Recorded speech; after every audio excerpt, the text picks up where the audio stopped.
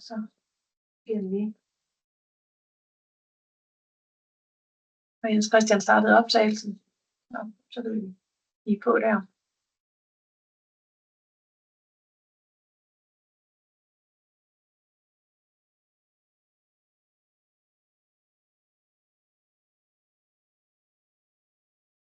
Jesper, vi har også dig med, ikke også?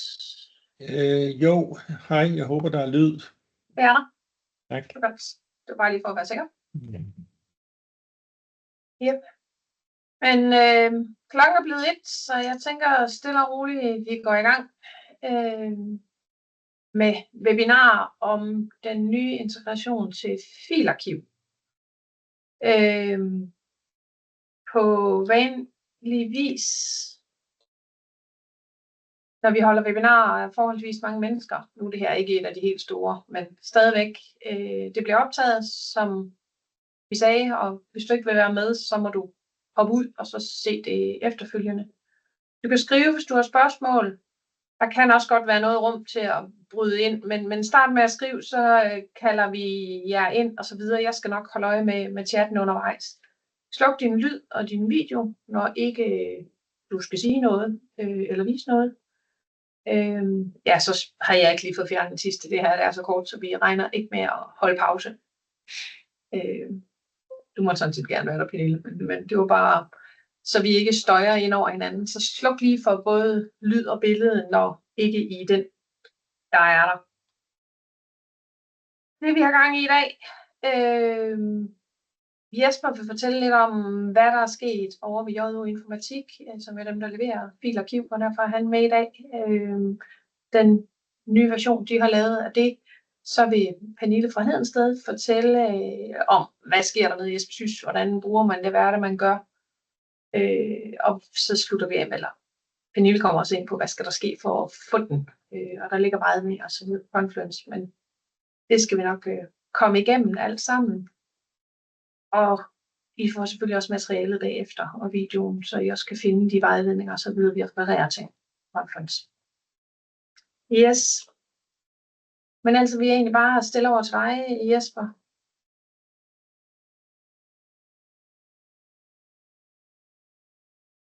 Du var der. Nu kan vi så ikke høre, du skal lige spille lyden til. Sorry. Det var bedre.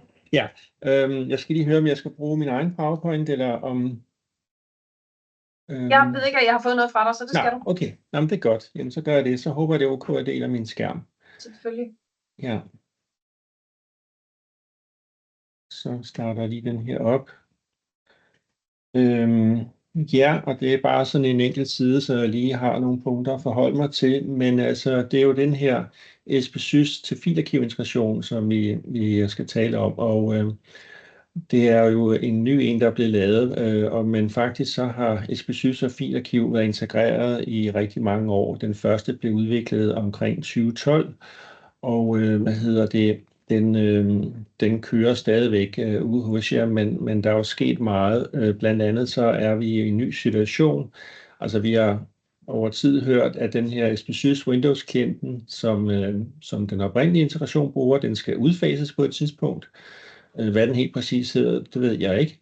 Og så har vi jo også moderniseret filarkiv, som vi kalder det, over den seneste tid, og arbejder hårdt med at få migreret de sidste kommuner over på det, vi kalder det nye filarkiv. Den gamle integration kan køre mod det nye filarkiv, men det er ikke ideelt, så vi har i et stykke tid arbejdet på det her med at udvikle en ny. Og der har vi fået hjælp af jer. Det har været rigtig godt, og Netcompany også, med at udvikle den her nye integration. Det, der er specielt ved den, det er, at overførelsen den sker automatisk. Det vil sige, at man skal ikke ind og udfylde nogle felter i et skærmbillede. Og så er det styret via delforløb. Det var den gamle integration også.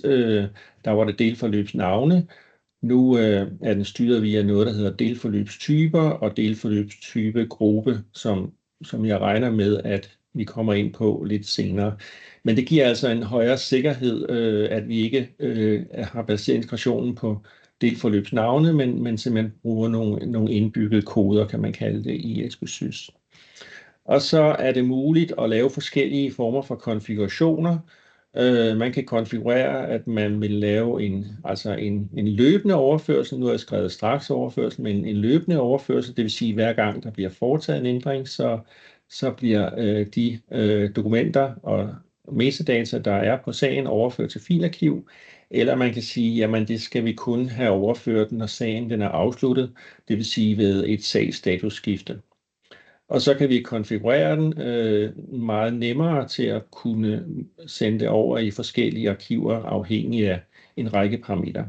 Nogenlunde som man også kan med den eksisterende integration.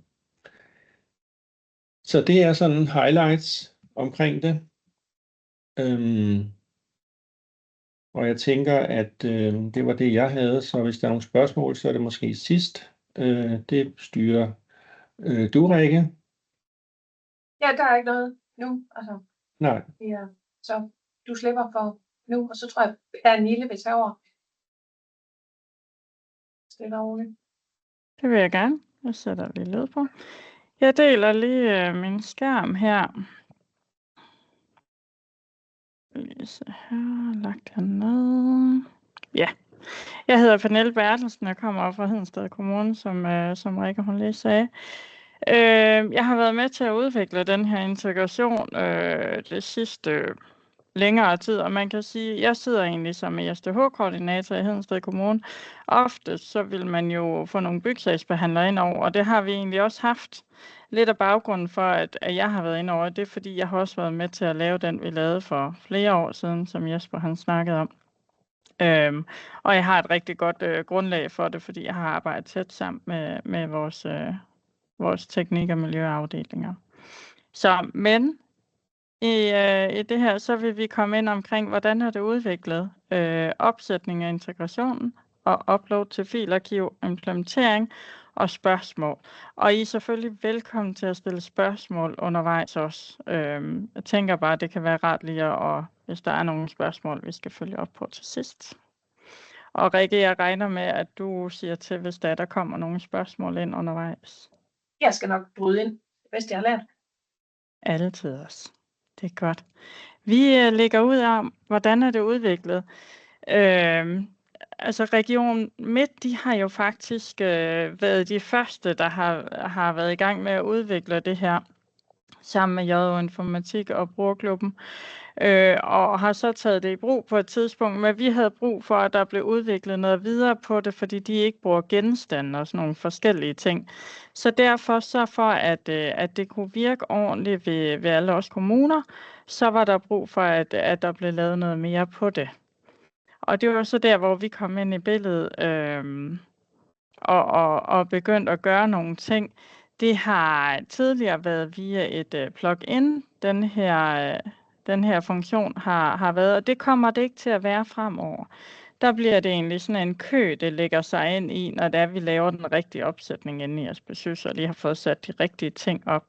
Så det der plugin, som I egentlig kender fra gamle dage af, hvor I skulle ind og sætte nogle forskellige ting på, det har måske primært været administrator, der har gjort det. Det kommer vi ikke til fremover.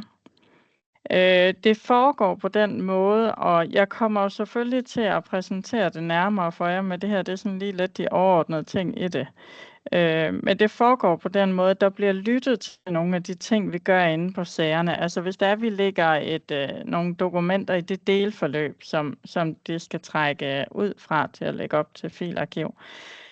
Hvis der bliver lagt nogle dokumenter til og fra der, så vil den gå ind og så tykke lidt på det og sige, ligger det i filarkiv, eller skal vi have lagt det derop? Så noget som ændring på genstand reagerer det også på. Nu har jeg skrevet ændringer på genstanden 2 gange, kan jeg se. Men det reagerer også på, hvis du afslutter en sag. Så vil det også gå ind og reagere og så sige, hvad har vi lige herinde, som der er kommet nyt til, som vi skal uploade i filarkiv. Ved os, der skulle vi tage stilling til, om vi ville uploade løbende til filarkiv, eller om vi ville gøre det ved sagsafslutning. Tidligere så har vi egentlig altid med den gamle integration gjort det ved sagsafslutning, og nu har vi så ændret procedurer, så der gør vi det faktisk løbende. sådan så borgere og virksomheder de har mulighed for at se de der dokumenter, der ligger inde i vores byggesager, fordi det er primært byggesager, vi udstiller her, se dem løbende, imens sagen er i gang. Der har nogle gange været efterspørgsel på de her dokumenter, fordi at de ikke er blevet lagt op i filarkiv. Hvis vi ikke lige har nået at afslutte sagen, selvom den har været færdigmeldt, så nogle gange, så jeg ved ikke om I kender, men så kan man have lidt et hængeparti, og så er det, man lige må tage fat på senere. Så er der nogen, der har sagt, kan jeg ikke få lov til at se de her tegninger, eller den her ansøgning, eller afgørelse. Så nu er det blevet til, at vi uploader løbende. Så da vi var færdige med den her tekniske opsætning af den nye integration, og fik det til at virke og spille i IT-afdelingen, så involverede jeg vores kollegaer fra byggesagsafdelingen, sådan så de kunne være med til at teste det og se, hvad fungerer ikke. Er der nogle ting, som der ikke lige lever op til det, de skal i forhold til deres forventninger? Der er jo nogle ændringer i det her, som man så også lige skal acceptere. Okay, det er ikke helt ligesom det plejer at være. Men det gik egentlig okay. Vi havde en god dialog, og de sagde, det kan vi egentlig, det fungerer fint. Det kan vi godt leve med. Så efterfølgende så satte vi i gang med noget test i forhold til nogle forskellige sager og sådan noget. Altså ud over den lille test, jeg havde lavet, så lavede vi en noget større test, hvor at vi testede nogle forskellige sager, og det så fint ud, og det var altiders. Så i samarbejde med Netcompany, der er der blevet udviklet et script, fordi hvis vi lige pludselig, vi har jo en 400-500 aktive byggesager, som vi skulle have uploadet. Hvis vi skulle gå ind og gøre det manuelt med alle sammen, så tænkte jeg, det kunne være ret fedt, hvis det var Netcompany, de kunne gøre noget automatisk, så vi ikke skulle ind på alle sager og så ret inde på delforløbet. Så Netcompany har udviklet et script, hvor de egentlig kan køre det på de sager, som vi sender til dem og siger, dem her, dem må I gerne ændre på, så de automatisk kommer op i filarkiv. Og det gik meget godt. Det kørte sådan nogenlunde, sådan som det skulle. Vi har en enkelt sag. Vi har uploadet ved det script, der har vi uploadet 61 sager. Fordi vi fandt ud af, at vi havde egentlig en stor bunke sager, som vi lige skulle have lavet lidt ekstra kvalitetskontrol med, før vi kørte dem op i filarkiv. Så derfor er det egentlig blevet til de her 61 sager, vi har kørt op kun. Vi havde en enkelt sag, hvor vi oplevede et dokument, som der fejler. Og vi har ikke lige helt fundet fejlen på det endnu. Med alle andre dokumenter, det er gået rigtig fint. Jeg har en dialog med Netcompany om, hvad er det egentlig, der driller her. J.O. Jesper, de har også været inde og kigge på det, hvor de ikke lige har kunnet helt afklare, fordi det virker egentlig som om, at der ikke er noget, der burde drille. Ved nogle gange, så kan det være et meget, meget tungt dokument, og så kan det blive bremset af, at det er for tungt, eller der kommer en eller anden deadline på, nu har det stået kørt så længe, så stopper den timeout-fejl. Men det er vi i hvert fald i gang med at afklare. Og sagsbehandlere er blevet undervist i, hvordan de bruger det her. På nuværende tidspunkt på de sager, som vi ikke har kørt script på, som der ikke er automatisk uploadet, der skal de ind og ændre i delforløbstypen, for at det lige bliver aktiveret til at komme op i filarkiv, og det har de fået noget undervisning i. Udover det, så har de også fået noget undervisning i, hvad de egentlig skal lægge ind i delforløbet, fordi vi har i denne her omgang, vi alligevel havde gang i, der byggesagsafdelingen, de ville egentlig gerne lige have præciseret, hvad er det egentlig for nogle dokumenter, vi lægger op i filarkiv. Fordi vi har valgt ikke at lægge alle dokumenter op i filarkiv, sådan, men kun nogle faste dokumenter. Så det har de fået undervisning i, samtidig med at de er blevet vist, hvordan det her det foregår. Det var selve udviklingen af det. Så har vi noget opsætningsmæssigt, jeg lige vil komme ind på, og det kan godt være, at det bliver lidt nørdet lige nu, eller sådan lige, men jeg tænker, det er rigtig godt lige at have en idé om for administrator, hvad er det egentlig lige, der sker herinde. Og selve opsætningen i integrationen her, det er, at man skal have opsat en ny server. og man skal have lavet noget ny filarkivkø. Det er sådan en Artemis-kø, som der går ind og prikker til og reagerer på. Så skulle vi have oprettet en API-bruger, så filarkiv kunne kalde vores SBSys API. Og for at vi kunne få den her integration på, så skulle vi være på SBSys version 142.5.5. Der kommer nogle ændringer til hvordan og hvorledes det reagerer derinde, og sådan så det kan komme til at reagere på, hvis du ændrer delforløbstypen. Men det tror jeg, det kommer Rikke lige ind på til sidst, hvad det er for en version, vi egentlig anbefaler, at man kommer på, som der også snart bliver frigivet. Ja, så. Skal der. Ja, super. I den her opsætning, der var vi inde og rode ved delforløbstypegrupper og delforløbstyper. Vi har normalt i Hedensted ikke brugt delforløbstyper eller delforløbstypegrupper tidligere, så det var jo sådan lidt et nyt område for os, hvor okay. Men det fungerer egentlig fint, og det er fordi, at vi vil gerne sikre os, at for at der kunne blive lyttet på noget inde på sagen, uden at der blev taget for mange dokumenter eller for mange sager med over i filarkiv, at så var der sådan en specifik ting, som man kunne gå ned i koden og kigge efter. Fordi jeg ved ikke, hvor mange andre, men vi har et delforløb, der hedder filarkiv, og det er det, som der plejer at blive lagt dokumenter ind i, og så bliver det uploadet til filarkiv. Og måske kunne der være nogen, der fandt på at kalde et delforløb for filarkiv på nogle andre sager, end dem, som vi lige skal have uploadet til filarkiv. Det ved vi ikke med sikkerhed. Måske er chancen ikke så stor, men den er der. Så derfor så skulle vi finde noget, som der var sådan lidt mere specielt, så den kunne gå ind og smage lidt på det, og så sige, okay, det her, det ser rigtigt ud, det er uploadet. Og det blev simpelthen nede under de her delforløbstyper og delforløbstypegrupper. Det vil jeg vil lige sådan kort lige vise, hvor det ligger henne i SBSysen. Det er sådan en opsætning, som man laver herinde, hvor man går ind og vælger, jeg vil lige se her, man går ind og laver sådan en opsætning under det her delforløbstype grupper, hvor man kan vælge, skal det være afsluttet sager, det uploader med, eller skal det være løbende. Der er jo også nogle områder, hvor I måske både uploader miljøsager og byggesager. Og så skal den jo gerne kunne smage på, skal jeg lægge det her ind i arkivet for byggesager eller for miljøsager. Vi uploader kun vores byggesager, så derfor har vi kun lavet det i relation til byggesager. Men så sætter man det ind her under delforløbstype grupper, hvor man laver de forskellige typer her. Og så laver man yderligere nogle delforløbstyper, som man relaterer til delforløbstypegruppen. Og på den måde så hænger det sammen.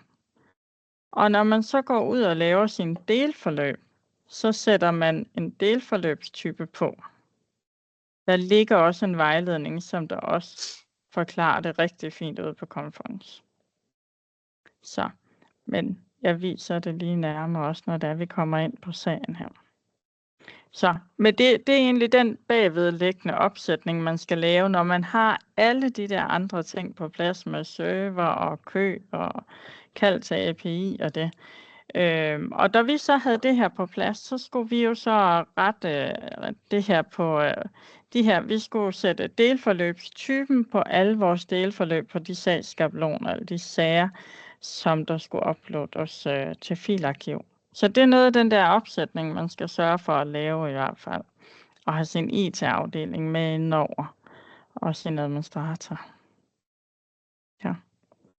Nu prøver vi at kigge på det her. Hvordan er det egentlig, vi uploader til filarkiv? Det gør vi ved at tilføje nogle dokumenter i delforløb. Hvor i vores tilfælde, der har vi jo valgt at kalde det for vores delforløb for filarkiv. Og det bliver automatisk uploadet. Tidligere så var vi jo vant til, at vi havde sådan en boks, lige vise her, Vi havde sådan en boks, når det var, vi sagde upload til filarkiv, enten ved afslutning af sager, eller manuelt gik ind og trykkede til upload.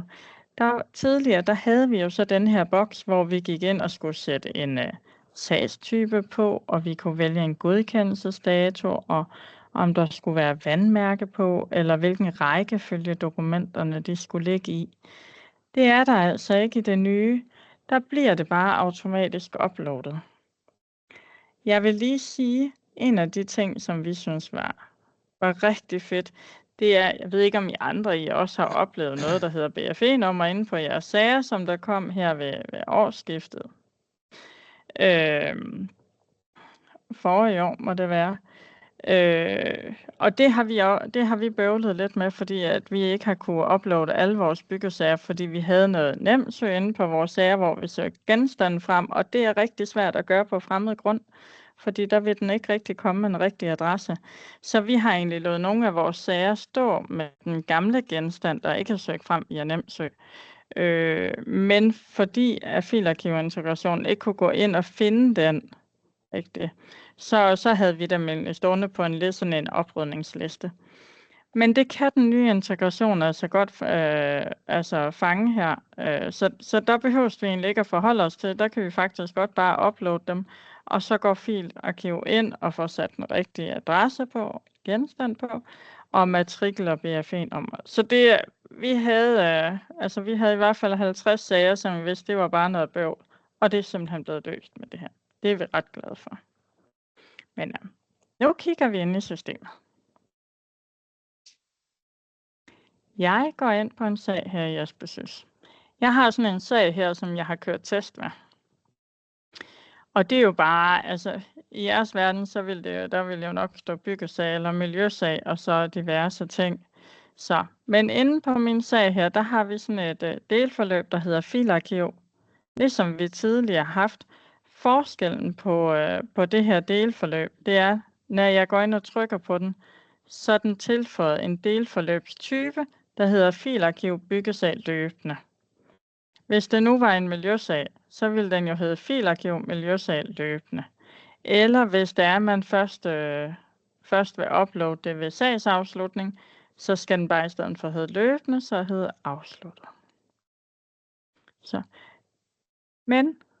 Men lige for at sige, Pernille, man kan kalde den det, man har lyst til. Ja, der er selvfølgelig noget i det der skal sættes op. Ja, så der kan man jo også gøre det lidt anderledes, end vi lige har valgt at gøre det. Ja, præcis. Det er der lidt frit slag for, og det fremgår også af vejledning. Det der er et eksempel på, og det giver jo fuldt ud mening at kalde det, det den rent faktisk gør. Men der er frit slag på, hvordan man vil bygge det op. Ja. For os, der gav det i hvert fald mening, at vi kunne se, hvad er det, den her den gør. Okay, den uploader det løbende. Vi skal til at have spildevandssager på, også her på et tidspunkt. Og der er jeg ikke helt sikker på, at de vil have dem uploadet løbende. Der kan godt være, at de først vil have det uploadet ved afslutning. Og så er det jo fedt, at vi kan gå ind og sige, okay, så sætter vi en delforløbstype på, der hedder afsluttet der. Og så bliver det først uploadet på det tidspunkt. Så man kan behandle forskellige sagstyper forskelligt.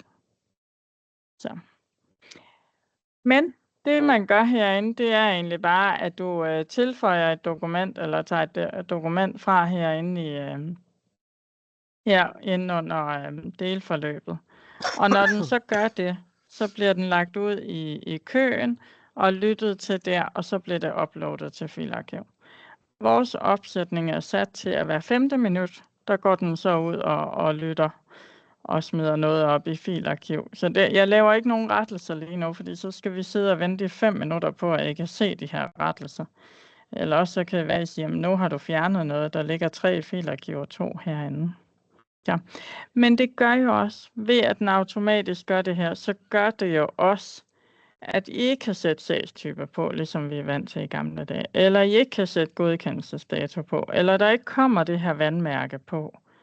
Og det ligger så ikke som en samlet pdf inde i filarkiv. Det ligger så som enkelte dokumenter derinde. Jeg vil lige vise jer. I kan se hernede, der har vi en adresse, som jeg har uploadet til. Nu går vi så lige ind i filarkiv og ser, hvordan det ser ud herinde. Jeg har søgt den frem på adressen, og så finder jeg sagen. Det var den her nede. Jubi, det lykkedes min sag. Jeg går ind og kigger på den. Her der har I jo overblikket, hvor I kan se sagsnummer.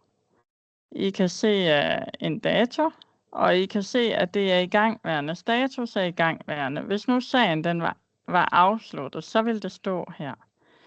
Det er vores byggesagsarkiv, vi har uploadet til, og sagstitlen. Og man kan se den i SDH-sag. Den får en sagsreference også. Den her sagsreference, jeg ved ikke, hvor mange af jer, der er på A-sag, altså vores webklienter, men det er sådan en sagsreference, man kan se inde på SBSys webklienterne. Så, og dem, der er på byggesag, de skal jo også, der er jo i gang med at blive udviklet sådan en webklient til byggesager. Så på et tidspunkt, så kan det være, at det er den, I lægger mere mærke til. Ja. Men så går jeg over og kigger på mine dokumenter, og det var de 3 dokumenter, som der lå der i forvejen. Og der vi jo vant til tidligere, så var det en samlet pdf, som der blev lagt ind under sagen. Og det gør det nye filarkiv her jo ikke. Der ligger den simpelthen ud som enkelte dokumenter. Der kan være forskellige meninger om det, men det er sådan, det virker. Det, der er fordelen ved det, det er, at hvis et dokument indeholder noget personfølsomt, så er det kun det ene dokument, der bliver lukket, og ikke hele sagen. Så har vores borgere eller virksomheder stadig mulighed for at se de andre dokumenter, som der ikke indeholder noget personfølsomt. Genstanden over i SBSYS'en, altså adressen, den ligger sagen under tilknytninger. Der kan I se den adresse, jeg havde på sagen, det var Østermarksvej nummer 12. Der går filarkiv ind, og så ligger BFE-nummeret på, og så har de også stadig ejendomsnummer. Det ved jeg ikke, om det bliver fortsat med at være der, men det er der indtil videre i hvert fald. Ja. Men det er den måde, det ser ud, når det bliver uploadet her. Jeg vil gerne lige... Nu har jeg egentlig den her, der kan I se, der har jeg lavet en test af bygningen på lejet grund. Det er jo også på fremmed grund.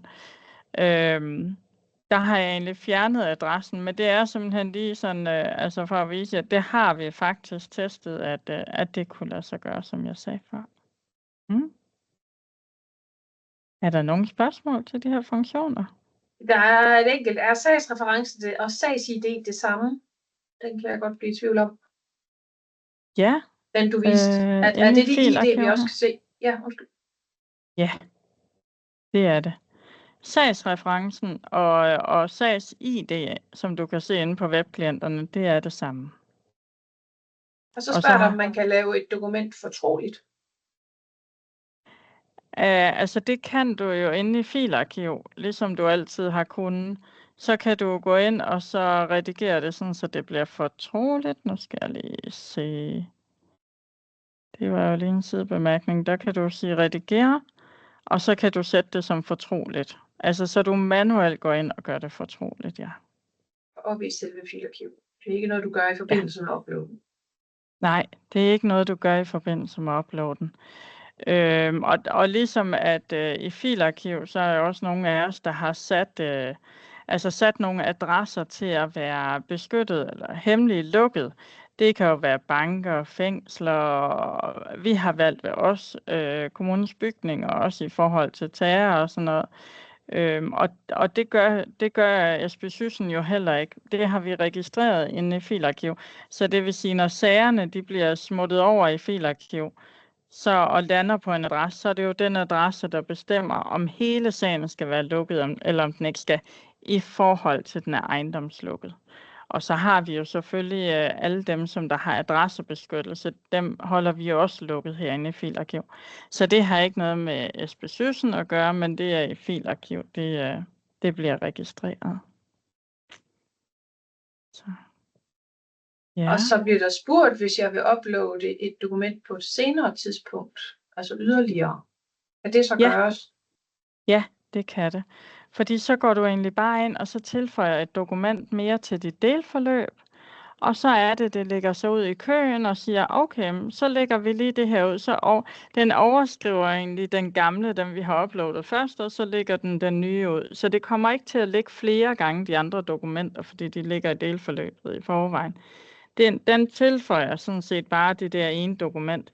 Eller hvis man tager en fra, så fjerner den jo bare det dokument inde i filarkiv. Det gør den helt automatisk. Der kan også være, hvis vi af en eller anden grund vælger at sige, har vi oprettet 2 byggesager på samme adresse eller noget, og vi skal har været i gang med at behandle på begge 2 måske, eller et eller andet, og vi har brug for at slette den ene sag. Så når vi sletter den herinde i Asbesys, så sletter den sig faktisk også fra filarkiv. Det har vi været inde og teste på. Så på den måde, så behøver du ikke manuelt at skulle gå ind og slette den i filarkiv, fordi den lytter til Asbesysen og siger, hov, nu er den væk. Så fjerner jeg den også lige fra filarkiv. Og så i den lidt samme kontekst, nu sagde du 2 byggesager på samme adresse. Hvad så, hvis jeg har en byggesag på flere adresser? Så registrerer den inde i filarkiv på alle de adresser, du har. Om du så har 10 adresser derinde, så ligger den bare på 10 forskellige adresser inde i filarkiv. Men altså med de samme dokumenter selvfølgelig. Så spørger den, hvad med det her med rækkefølgen på dokumenterne? Hvad gør den i forhold til rækkefølge? Kaster den dem bare ind, eller er de sorteret på noget? Den tager den i datoorden. Nu kan I se mine dokumenter herover. De ligger i datoorden. Den 29. første øverst. Fejlen. Og herover. Så den ligger den simpelthen ind i datoorden. Ja, jo, nu har jeg her. Ja, fejl. Det var den, jeg havde den 29. i første. Så ligger den herinde i datoorden. Så der har vi ikke mulighed for at lave ændringer, ligesom vi kunne sidst. Der er jo nogen, som der har foretrukket, og så lægger vi ansøgninger øverst eller afgørelser, og så kommer tegninger nedenunder eller sådan noget. Det kan vi ikke gøre her. Der ligger det, som det er registreret i Asbesysen. Jeg kan lige supplere, hvis det er OK, Pernille. Det er helt i orden. Der er i højre siden, der står der sortering dato, ikke? I skærmbilledet der. Hvis du retter det, siger du, hvor du sorterer det på dokumentnummer eller noget andet, så kan du gøre det eller titlen. Der kunne du så vælge en anden. Ja, der kan du vælge både stigende og faldende. Der er sådan en lille knap ved siden af. Og så husker den indstilling, hvis du siger, at du generelt kun vil sortere på dokumentnummer, men det har vi fundet ud af, det er ikke altid hensigtsmæssigt, men man kan styre det, altså ved at ændre sorteringsrækkefølgen på den knap der. Ja. Det er godt. Er der flere spørgsmål, Rikke? Der er stilhed. Så går vi videre.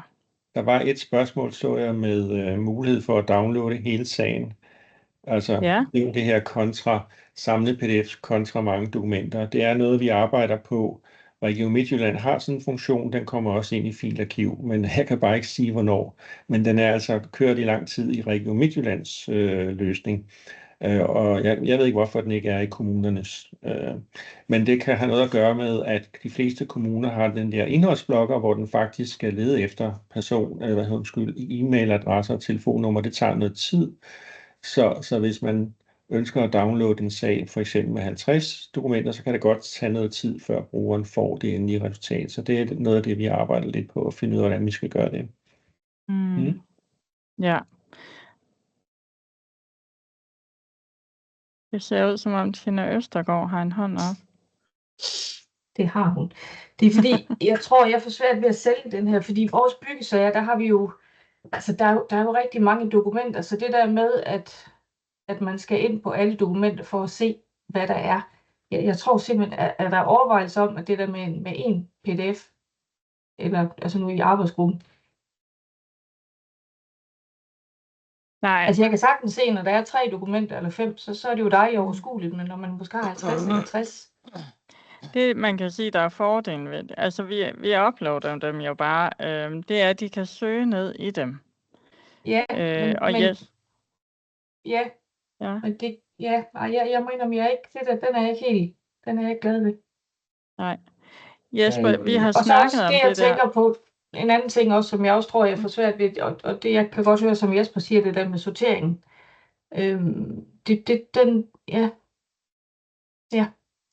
Og Jeg er ikke Jeg helt kan godt- begejstret. Jeg kan Nej. sagtens se, at det ser lækkert ud, og det kan nogle ting. Jeg synes bare, der er noget setbacks i forhold til, hvad vi kunne før. Jeg ved godt, man skal ikke altid skele til, hvad man kunne før, men det er jo det, brugerne gør. Ja, men altså der er fordele og ulemper, som Pernille også fortæller ved at have enkelte dokumenter, og en af ulemperne er i hvert fald det, du påpeger med, at der er mange filer.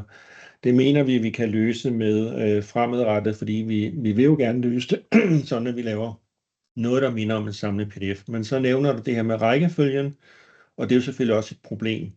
Altså, så er det jo noget med altså, hvilken rækkefølge skal man vise dem i? Altså, er det den dato, altså, hvor dokumenterne er lagt ind? Hvad er det for en dato, og så videre? Men vi må i dialog med jer, altså indtil videre, vi hører ikke noget i supporten. Det eneste, vi hører, det er det der med, at de kunne godt tænke sig en download. Hvis de bare kan få det og få filer ned på sin egen computer, så er de tilfredse. Altså, jeg var med til at se en konvertering for nylig, hvor vi læste nogle filer fra Filarkiv. Der er jo rigtig mange filer, der fylder 800 megabyte og over 1 gigabyte. Og det er altså nogle store filer at håndtere i, altså også noget modtager. Det skal man også huske, altså at de der store filer kan være svære at håndtere. Og så har vi også vi har jo faktisk et ESTH-system, der kører med efter det princip, som du nævner, Tina, med, at vi både har dem i enkelte dokumenter og så samle dokumenter. Det, der er vores udfordring, det er, når man går ind og fjerner følsomme oplysninger, så gør man det nogle gange i samlede dokumenter, og andre gange gør man det ude i dokumenterne, altså enkelte dokumenterne. Så der skal vi jo adressere og sige, I skal huske, at I skal ikke redigere i de store filer, I skal redigere i filerne enkeltvis. Og så skal vi jo køre nogle jobs, der samler dem og sådan noget. Og jeg kan godt sige, at det er noget, der tager meget plads, fordi der bliver hele tiden rettet og trykket på gem og sådan noget. Så der er sådan nogle tekniske udfordringer også, udover at brugerne selvfølgelig skal have en god oplevelse. Ja, der er jo nyt. Og også det her med godkendelsesdatoen, at man så, altså vi får jo en arbejdsgang ekstra, det er jo, men det er jo en opdragelse på brugerne.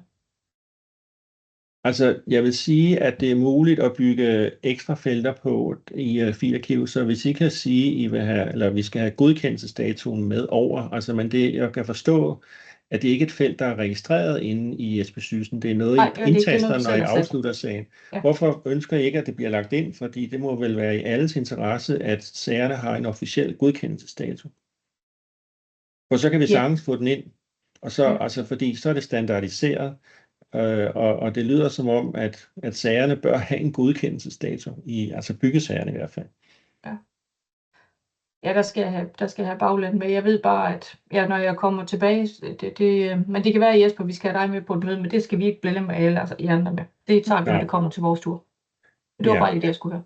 Ja. Det vil jo også være en ting ind i byggesagsprojektet, så den skal jo videre den vej rundt, hvis vi skal have en godkendelsesdato, eller hvad det nu er. Der er jo en række datoer ind i byggesagsmodulet allerede nu, og det skal jo redesignes. Så jeg tænker, det er noget, der skal puttes ind i den gruppe, hvis det er noget, vi skal også i filarkiv efterfølgende.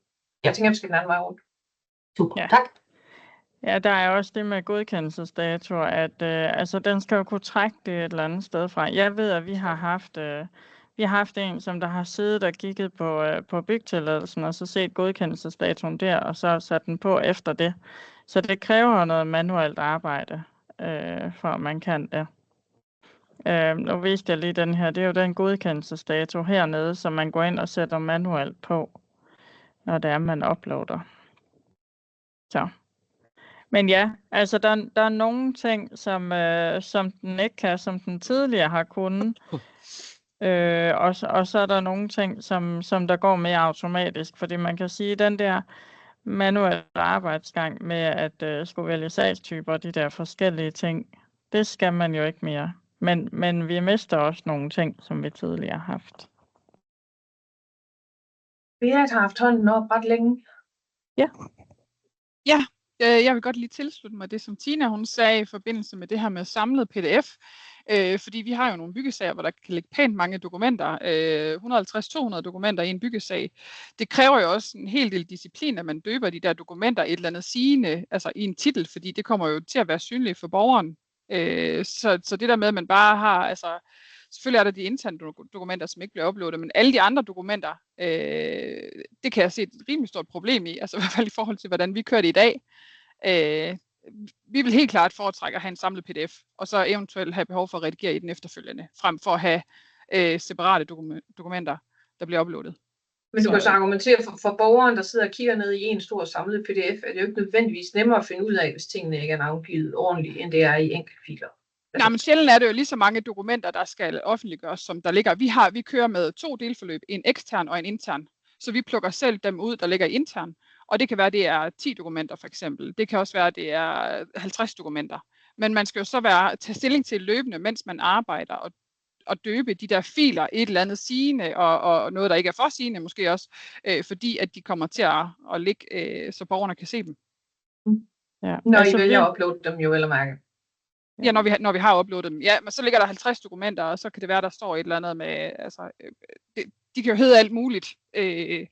Det kan også bare være nogle breve, man har haft en eller anden, altså en dialog om, hvor der er en eller anden afgørelse i, eller et eller andet sådan. Altså, det er mere bare, det er jo, vi tager først stilling, når vi har afgjort sagen, om hvilke dokumenter, der skal uploades til filarkiv. Så det kræver en del disciplin. Vi kan ikke bare kalde dem noget. Altså tit, når vi får dem ind, så hedder de jo bare ABCD 1, 2, 3 PDF.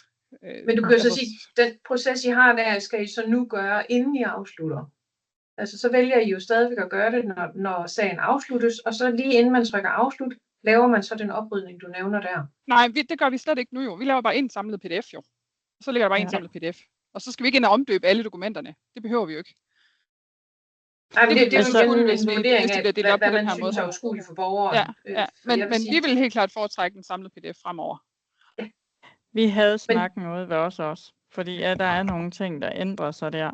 Og man kan også sige, når vi får dokumenter ind fra Byg og Miljø, så er det ikke altid sigende, det de hedder som dokumentnavn. Og skulle vi så ind og ændre alle dokumentnavnene, men samtidig så kunne vi jo ikke sammenligne dem med det, der lå inde i Byg og Miljø, hvis det var, vi havde brug for det.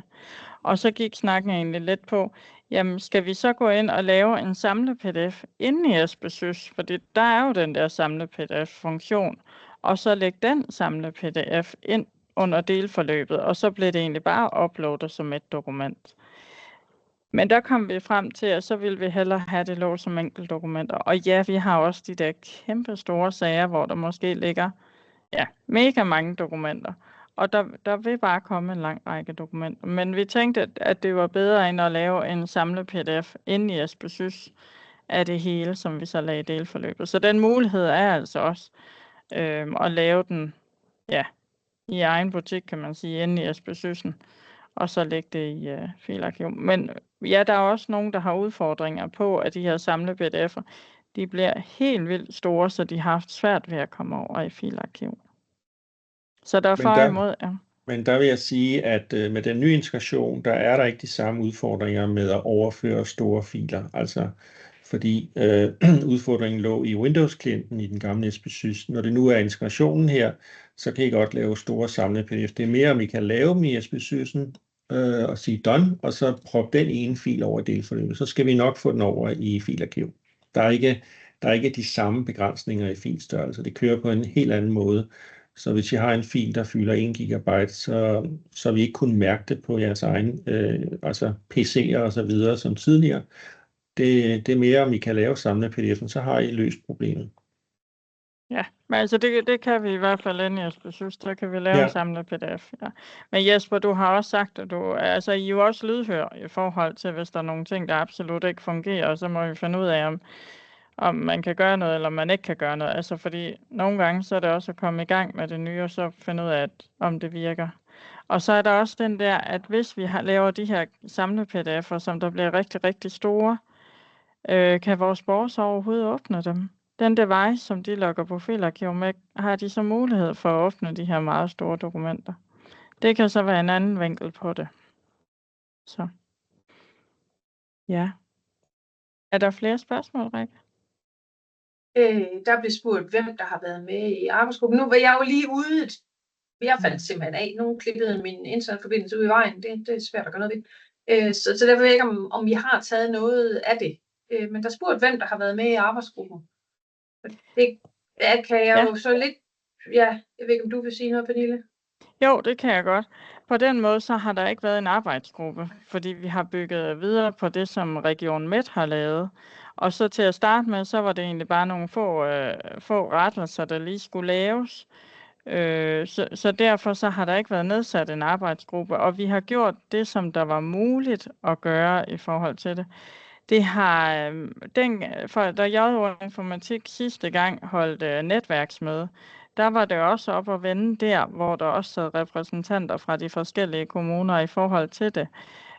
Hvor der også blev lyttet til, at der var faktisk flere, der også sagde, vi tænker egentlig godt, at det her det bliver uploadet automatisk. Det kan vi godt finde ud af at få til at fungere, og det ikke bliver en samlet pdf og sådan noget.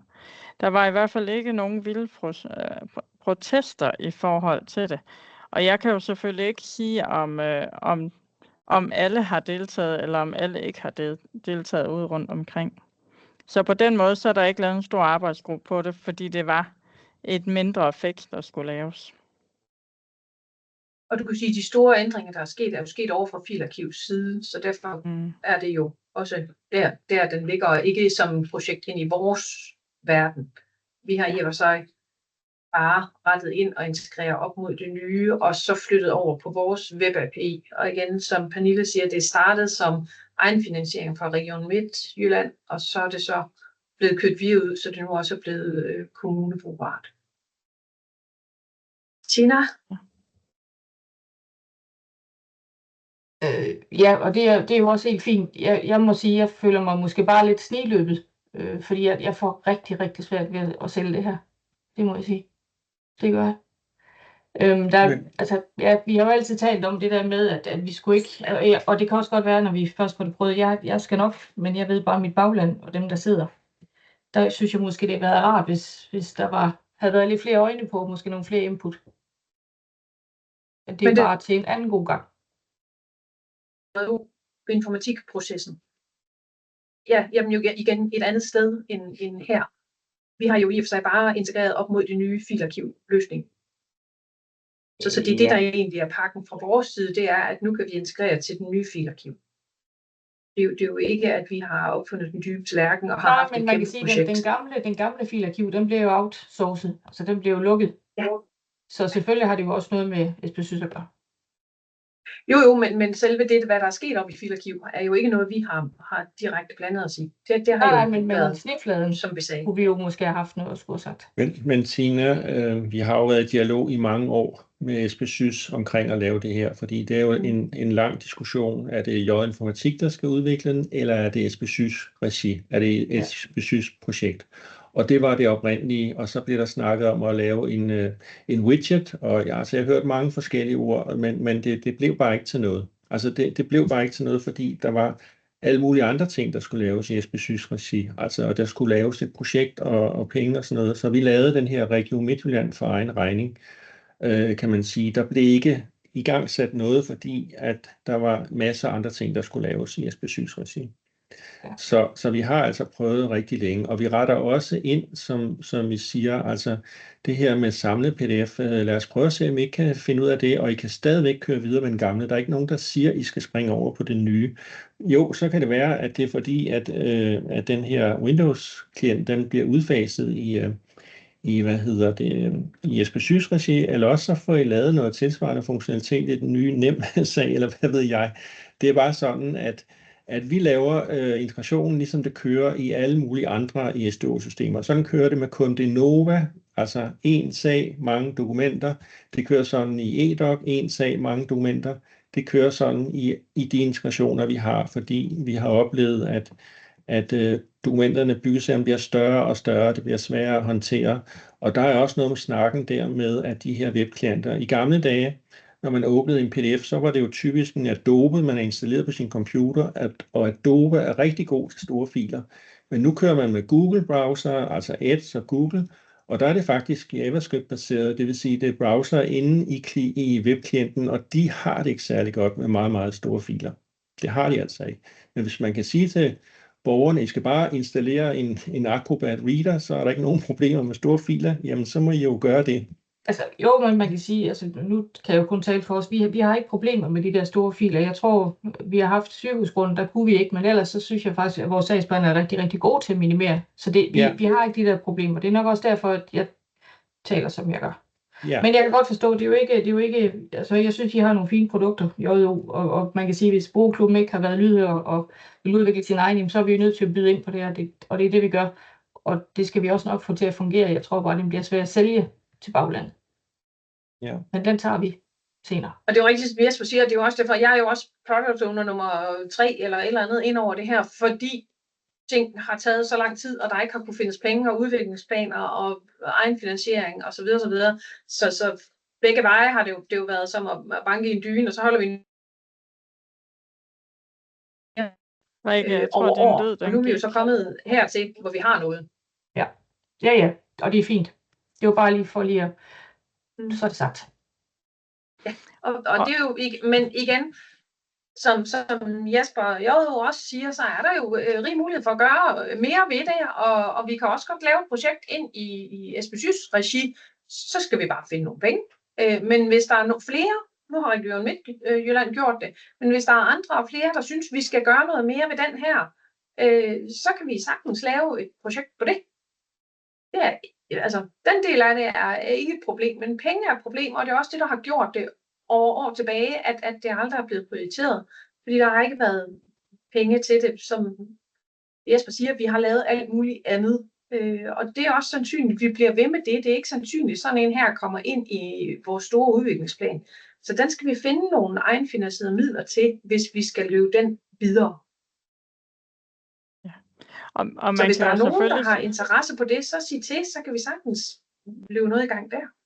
Ja. Og man kan sige, at det her, altså det er jo det, som vi har lavet og kan lave sådan lige. Og man kan jo godt, ligesom alle mulige andre ting i SBSys, så kan man jo godt skrive ind, at man ønsker noget mere udviklet, og så bliver det måske prioriteret på et tidspunkt, eller man får en forklaring på, hvorfor det ikke kan lade sig gøre, eller sådan noget, hvis det er det. Men det her, det er den løsning, vi er kommet frem til nu, og det, der er muligt at lave lige nu. Og vi går jo også stille og roligt over på webklienter. Og når vi gør det var det Jesper han også lidt sagde, at hvis SBSys-klienten bliver udfaset, der er forhåbentlig lige nogle år til. Men når vi går over på webklienter, så kan den gamle integration jo heller ikke køre på det. Der skulle vi jo have noget, der var mere automatisk, for at det kunne køre og snakke sammen med API'et. Og selvom vi ikke kvæler SBSys-klienten, så bliver der stadigvæk noget i, når vi kører en ny byggesag og kører bum ud. Altså vi hiver jo mere og mere ud af vores gamle SBSys.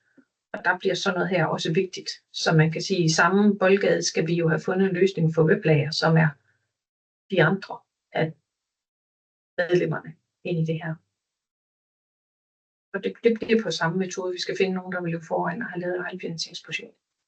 Men ja. Har I flere spørgsmål? Der er noget med den afgørelsesdato, men den tænker jeg, vi har snakket om. Godkendelsesdato og afgørelsesdato. Der bliver spurgt, om det også sidder sådan noget i public med rækkefølgen. Det tror jeg nok, der bliver svaret på, ikke? De bliver sorteret i dato og rækkefølge. Ja. Super. Så går jeg lidt videre. Ja, det var den sidste linje, hvor at, der er nogle ting, vi ikke skal eller kan vælge. De der sagstyper, godkendelsesdato, rækkefølge på dokumenter, vandmærker eller flere pdf'er. Jeg ved ikke, om der er nogen af jer, der tidligere har lavet flere pdf'er, men det er heller ikke noget, vi gør mere. Og implementering. Jamen sådan lige ganske kort. En implementering, det kræver, at man laver noget opsætning, som jeg også var lidt inde på til at starte med Asita-afdelingen og Netcompany og Informatik. Og så få oprettet eller tilrettet noget i SBSys. Altså det er jo de her delforløbstyper og delforløbstypegrupper. Og det skal jo selvfølgelig rettes ind på de sagsskabeloner, som vi bruger på jeres sager, for at det vil være påsat fremad. Og hvis I har nogle gamle sager, som der skal uploades, altså omskrives med delforløbstype på, så kan Netcompany hjælpe med at køre et script på en sagsliste. Altså vi har bare sendt en helt almindelig sagsliste med sagsnummer og sagstitel og sådan nogle ting, som de kører scriptet på. Så vi er fri for at skulle rette det hele manuelt. Og der vil vi jo nok anbefale lige at køre en lille test først, så er I sikre på, at det kommer ind, som I gerne vil have det. Så. Og så undervise sagsbehandlere i at bruge delforløb, hvis de ikke er vant til det, men det lyder jo lidt som om, at det er I vant til at bruge i forhold til den gamle filarkivintegration. Så der er sådan en lille finurlighed lige nu, og det er, at hvis du går ind manuelt og skal uploade nogle sager og ret i delforløbstypen, så skal du gøre det, før du lægger dokumenterne på, for at den går ind og fanger det. Men når vi opdaterer til en ny version af SPSYS, som Rikke lige kommer ind på til slut, tænker jeg, så vil det også være en del af det, der bliver lyttet på. Fordi delforløbstypen bliver der ikke alene lyttet på lige nu. Så. Ja, og så spørgsmål. Er der kommet nogle spørgsmål, Rikke? Der er ikke kommet mere siden sidst, nej. Nej, super. Så tænker jeg, så går vi tilbage til dig, Rikke. Kan vi godt. Jeg har bare lige en sidste slide. Nu skal jeg trykke på den rigtige knap. Det hjælper nogle på det. Det er den her med, hvordan får jeg det? Pernille har jo nævnt der langt hen ad vejen. Der ligger simpelthen en vejledning til opsætning hernede. Vi har ikke lavet en implementeringspakke til det. Det kunne vi jo godt have gjort. Men fordi den er vurderet forholdsvis lille og så videre, så er det at følge vejledningen. Der er noget med, som Pernille sagde, at starte med at få en server sat op selv. Der står, hvordan den skal være bestykket. Så laver en opgave til Netcompany for at få keycloak-roller og få det sat op den vej. Og så en opgave ved, ja selvfølgelig har jeg sagt til Hjælp Informatik også, og så en opgave ved Netcompany på at få de sidste ting på plads. Og som Pernille også siger, script til, hvis man skal hjælpes med at få stemplet de her delforløbstyper ind på aktive sager. Og så er der, som Pernille har nævnt på gange, den her upload for sagsafslutning. Den virker fra en 142.5.5 af SPSYS, altså af API'et, der kommer ind over. Men som Pernille sagde, den her med, at vi mangler, at den reagerer på delforløbstypen, altså på skift af delforløbstypen. Sådan så når jeg på min aktive sag manuelt ændrer delforløbstypen inde i SPSYS, så skal den begynde at lave løbende upload. Den funktionalitet kommer først ud i næste patch af SPSYS, som bliver frigivet den 6. Så det kommer an på, hvad man vil med det. Men altså, det bliver også lige om lidt den 6. Men jeg ved godt, det kan være svært at få opdateret SPSYS. Så der er den krølle i, at indtil man er kommet op på en 1320, der skal man så huske at have ændret delforløbstypen, før man lægger dokumenterne over, for at den så kan trigge på dokumenterne, i stedet for at trigge på, at jeg ændrer delforløbstypen, og så henter den altid, så ligger i det pågældende delforløb. Så det var egentlig det, jeg vil sige. Det ved jeg så ikke, om der er spørgsmål til Dorte, der har hånden op. Jamen det er fordi, hvordan med BFE-indstempling, fordi vi har ikke kunnet uploade til filarkiv i efterhånden 1,5 år, og det vi har fået at vide fra Netcompany, det er, at årsagen til, at vi ikke kan det er, fordi vi ikke har indstemplet BFE-nummer endnu. Vil du svare på det, Jesper? Der kommer jeg til kort. Ja, altså den nye her understøtter BFE og ESR, hvis der er en ESR, et ESR, altså kommunal ejendomsnummer også. Så det er en af de gode ting ved ny integration, det er, at alle de oplysninger, som har noget med ejendom og adresser, matrikelreferencer, som ligger registreret et eller andet dybt nede i maven på SPSYS, dem hiver vi ud og hiver med over i filarkiv. Det vil sige, at det at gå over på det nye kan være løsningen på problemet med ikke at have kunnet BFE. Ja. Så I er ikke afhængige af at få BFE indstemplet, før I kan gøre gang med det her. Nej. Altså, jeg kan godt supplere, hvis det er, fordi vi har ikke fået BFE-nummer indstemplet. Og vi har haft de her udfordringer med, ja, de der på lejet grund eller fremmed grund, Men vi har også haft nogle, hvor vi ikke har sat nyt altså BFE-nummer på via NemSøg. Og det har virket fint. Det er alle dem, vi har været igennem, der har det gået fint igennem. Så den der bunke, vi egentlig havde liggende, fordi vi heller ikke lige kunne få det der BFE-nummer på, de er bare fløjet igennem til filarkiv. Michelle?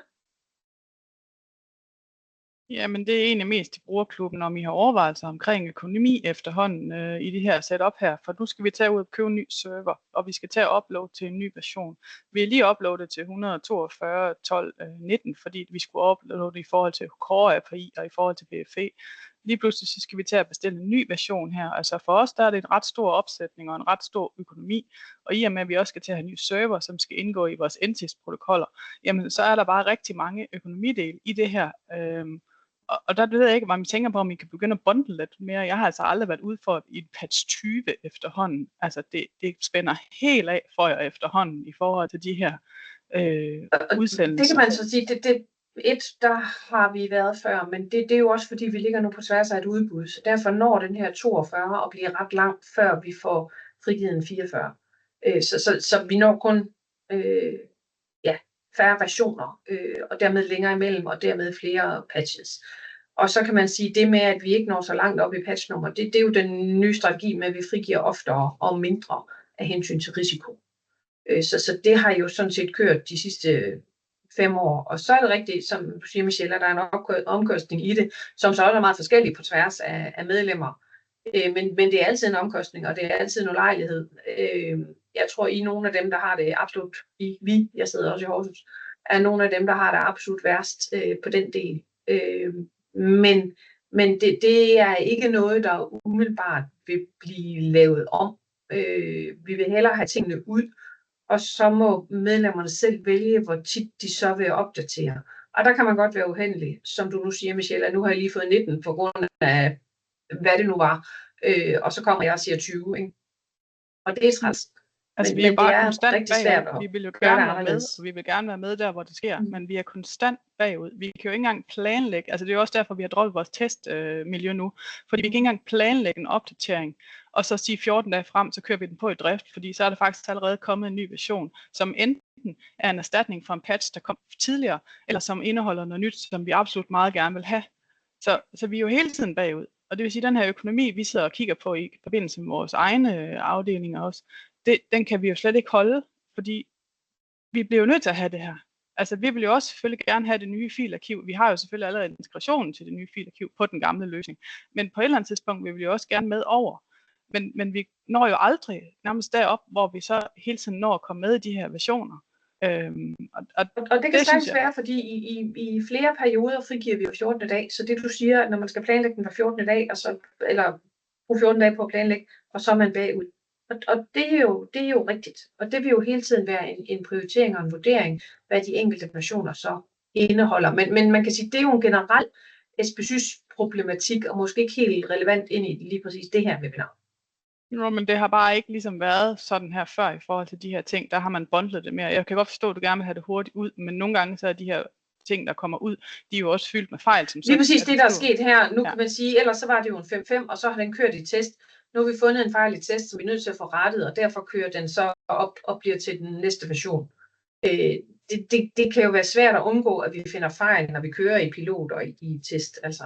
Så derfor er det jo en uheldig omstændighed, at vi troede jo, vi var for længst forbi SPSys, og så ender vi alligevel i, at vi er nødt til at sige 13.20, fordi forresten, hvad med, og hvorfor gør den sådan, eller det er vi nødt til at få rettet, og det gør vi så. Så det er jo også en prioritering i, ellers skulle jeg bare have sagt, så sådan den virker. Altså som Pernille siger, hun er jo i drift på den her med, at så skal jeg oprette, så skal jeg sætte delforløbstypen på, og så skal jeg lægge dokumenterne i. Altså den workaround, der er til det. Og den kører Hedensted jo i drift på, og ja, det der er noget bøvl, og skal holde sine sagsbehandlere, skal holde styr på, hvad rækkefølge man gør tingene i. Men omvendt, det kan godt lade sig gøre, indtil man så kommer op. Så derfor er det jo heller ikke nødvendigvis livet om at komme op på den version, før man gør noget. Men det vil da være en del af det. Og det er da nemmere at gå i drift med noget, hvor det virker, som man gerne vil have det til. Jesper. Ja, jeg er ikke helt med i det her SPSYS, men er det ikke korrekt, at I taler om det her med at kunne uploade løbende? Det har I jo ikke gjort før. I har uploadet ved sagsafslut, så vi taler om noget nyt, som man nok ikke vil beslutte. Nej, undskyld.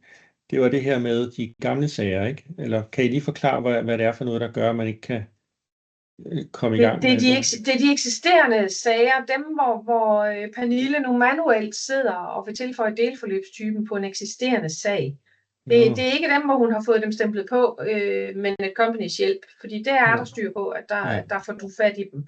Men det er jo, og man kan sige, der ligger jo også en opgave ved dig i, at du skal begynde at lytte på den delforløbstype, det delforløbstype skift.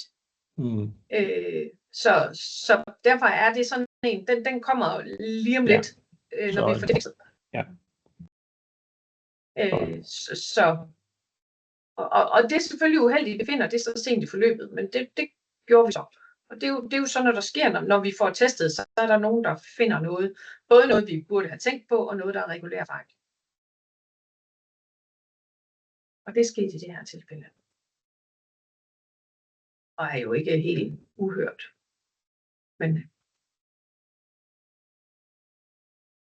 ja, så desværre kan man sige, der er en workaround, men lige om lidt bliver det bedre, og det kræver så igen en opdatering af SPSYS, fordi det er den måde, vi får API'en ud på. Der kunne man også snakke komponentisering og alt muligt andet ind i strategien af SPSYS, som man ikke nødvendigvis har så stor, og på et eller andet tidspunkt når vi til hosting, og igen, det er jo en igangværende proces at lave det bedre, men igen, måske lidt mere SPSYS end lige filarkiv relevant. Ja. Andre spørgsmål ind til filarkiv?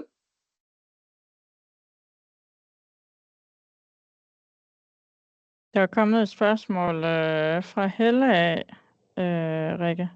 Der findes også en afgørelsesdato i metadata på forsiden. Den kunne vel føres med over.